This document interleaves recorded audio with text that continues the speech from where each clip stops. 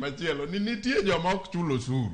Omiyo rally uno wang'eyo ni jomoko nitie mamiyo pesa mondo ubed rally mondo kik gichulo osuru. Mano mbaka mopogore gi mbaka ma jo-Azimio goyo. Then finally onego ker bendo nyiswa ni cases ma wan go kata mondike gazet ka gite. Gine pesa monego bed ni jopiny Kenya yudo godo yot. To jogi te gin jok moluoro ker sani. Ji te manosewach ni ok chulo osuru, including jok manotimo go campaign. Nitie ma KRA nosewuok ayanga mowacho ni ng'ani pok ochulo osuru kuom wach machalo kama kama. To negi campaign sechego ka giwacho niya, jo Kenya ol gosuru kendo ok onego bed ni watiyo gi KRA mondo wagogo ande ji piny.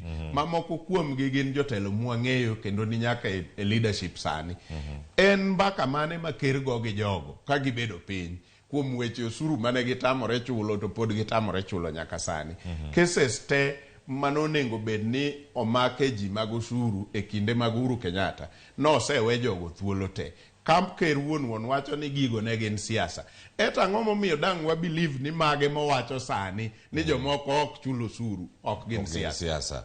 Joseph Opiolale, wada lungo kendo wada tieko wach mar usuru ni to kor ka kori ka nyaka sani nyalo bedo ni siasa koro donjo akiri kiki mare ka irango weche gi mag usuru. Koso nyalo bedo yo machalo na jatend piny Kenya